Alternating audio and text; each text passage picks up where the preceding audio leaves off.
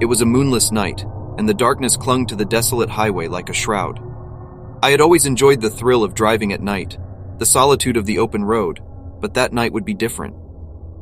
As I set out on my journey, an unsettling feeling gnawed at the pit of my stomach, like an unseen passenger accompanying me on this eerie ride.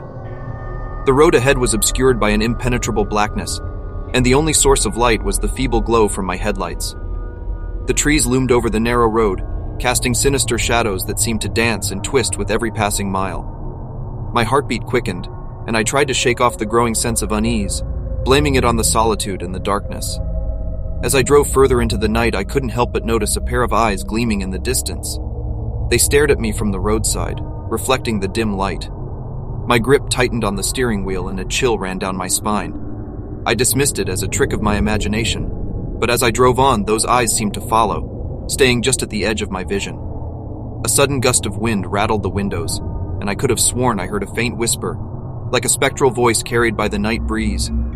"Turn back," it seemed to say, but I stubbornly pressed on, unwilling to give in to my fears. The road stretched on like an endless tunnel, and time seemed to lose its meaning.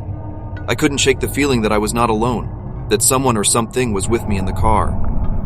Glancing at the rearview mirror, my heart skipped a beat. A fleeting shadow appeared in the back seat, but when I turned around, there was nothing but empty darkness. My breath became shallow, and I tried to reason with myself.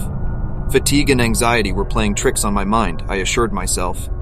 But then, a phantom hand brushed against my shoulder, sending shivers down my spine.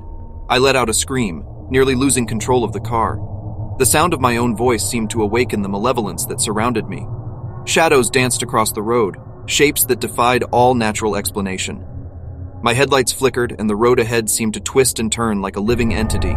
Panic surged through me, and I slammed my foot on the brakes, bringing the car to a screeching halt. The darkness outside pressed against the windows, and the air felt heavy, suffocating. I dared not move, as if any action might provoke the malevolent forces that had taken hold of the night.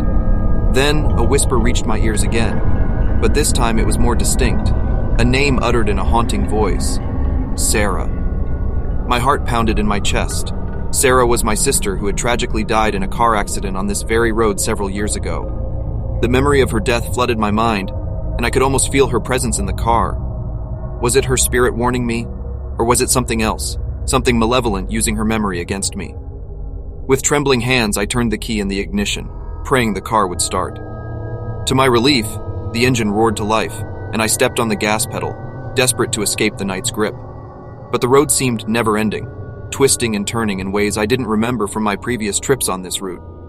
Suddenly, the headlights illuminated a figure standing in the middle of the road ahead. I slammed on the brakes once more, my heart pounding in my throat. It was a woman, her pale face streaked with dirt and blood, her eyes hollow and lifeless. She looked like a ghostly apparition, and I couldn't tear my eyes away from her haunting gaze. As I sat frozen, the woman's form began to contort, her limbs elongating and her body twisting in unnatural ways. Horror washed over me, and I realized I was not witnessing a lost soul but something far more sinister. It was a malevolent entity that had taken on the guise of a tortured spirit to lure me into its trap. With every ounce of courage, I tore my eyes away from the dreadful sight and reversed the car, speeding away from that cursed stretch of road.